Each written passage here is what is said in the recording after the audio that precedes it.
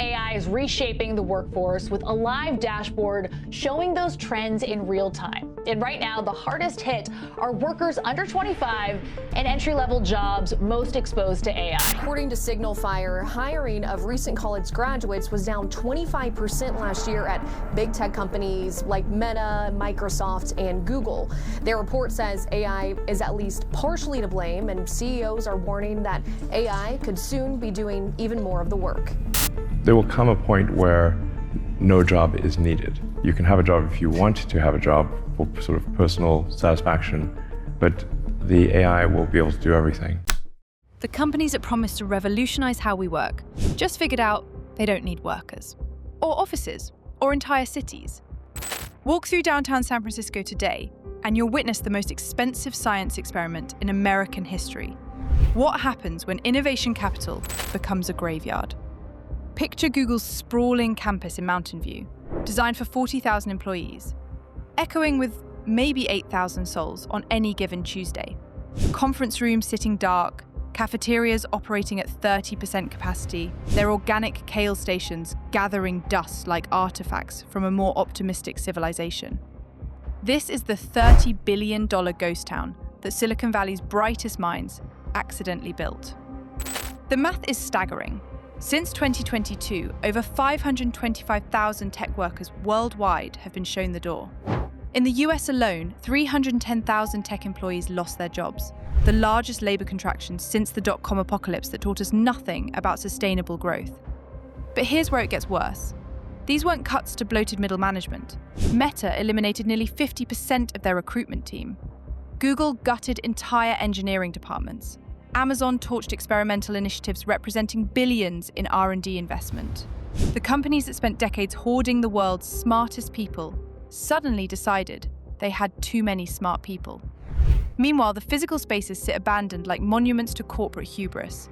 Meta cancelled 435,000 square feet of Manhattan office space, equivalent to abandoning 8 city blocks. Salesforce vacated 700,000 square feet in San Francisco, leaving behind million-dollar conference rooms that now serve as expensive storage units. The total carnage? More than 30 million square feet of returned office space since early 2022. An 18% drop in tech's physical footprint. That's enough abandoned real estate to house a medium-sized city, sitting empty while housing costs continue their relentless climb. Walk through Soma during lunch hour rush. Sidewalks that once teemed with hoodie-wearing software engineers now feature more pigeons than people. Food trucks that built business models around serving tech workers face bankruptcy. The corner barista who knew every Google employee's coffee order, replaced by a self-service kiosk nobody uses.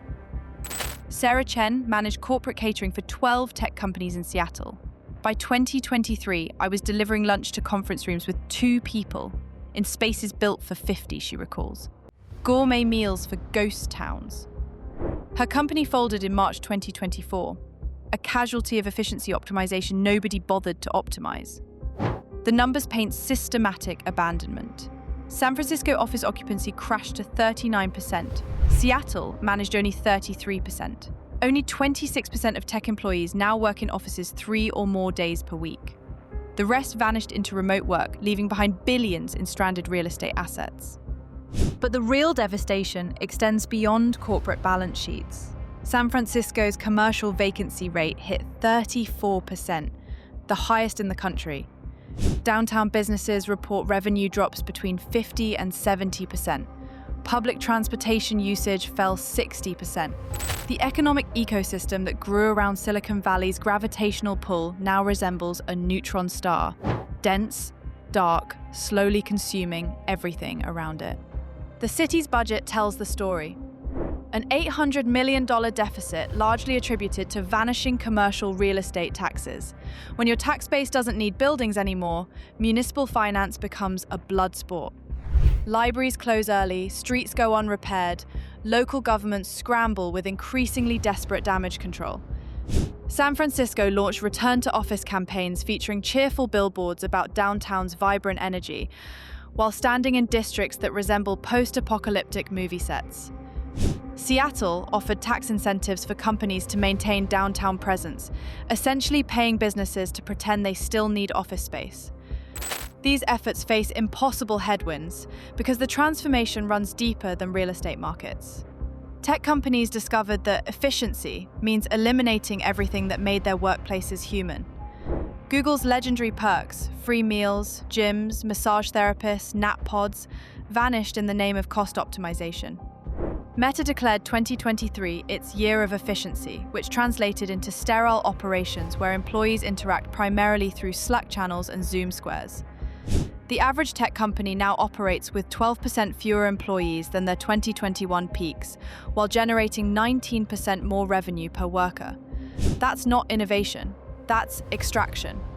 Companies learned they could maintain profitability by treating human capital like any disposable resource, optimizing it away when quarterly projections demanded sacrifice. Meanwhile, the AI revolution provides perfect cover for this hollowing out. Why hire junior developers when ChatGPT can generate code? Why maintain design teams when Midjourney produces mock-ups? The technology sector, having spent decades promising that automation would liberate human creativity, discovered that human creativity was the most expensive line item to eliminate. The irony cuts deep. Silicon Valley built its reputation on disrupting traditional industries, taxis, hotels, retail, media, but the ultimate disruption was self-inflicted. They disrupted their own reason for existing. The companies that promised to make work more collaborative, more engaging, more human, decided that the optimal amount of human collaboration was approaching zero. Real estate experts warn that many abandoned facilities were designed so specifically for tech needs that repurposing proves nearly impossible. Open floor plans optimized for software development don't convert easily into apartments or retail. These buildings represent billions in stranded assets, architectural fossils from an era when companies believed bringing smart people together in inspiring spaces would change the world. Cities that bet their economic futures on tech expansion now confront existential questions. What happens to San Francisco when its defining industry decides it doesn't need San Francisco? The urban planning models built around tech campus gravitational pull collapse when the gravity disappears. The psychological impact on remaining workers creates its own doom loop. Employees who once thrived in vibrant, collaborative environments now inhabit corporate wastelands where conference rooms outnumber colleagues. Company cultures built around serendipitous encounters and spontaneous innovation wither in environments optimized for efficiency rather than creativity. Young professionals who move to Silicon Valley expecting to join the next great technological revolution instead find themselves maintaining legacy systems in half-empty buildings, wondering if they missed the party or if there never was a party to begin with. This economic hollowing represents something far more dangerous than cyclical downturn. It signals the end of Silicon Valley's core value proposition, that bringing brilliant people together in inspiring environments creates innovation worth trillions. If that premise was false, if distributed teams working from kitchen tables can achieve the same results as elaborate corporate campuses, then the entire economic model that built modern tech capitalism was an expensive mistake. The companies that convinced the world that physical presence was obsolete for everyone except themselves have now applied that logic to their own operations. The result is a $30 billion ghost town where the future of work looks suspiciously like the past. Isolated individuals performing increasingly narrow tasks for increasingly distant employers.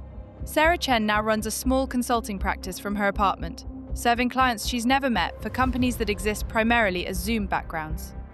I used to feed thousands of people, she reflects. Now I'm not sure those people ever really existed. The revolution ate its own children, and the children, it turns out, were more expensive than anyone imagined.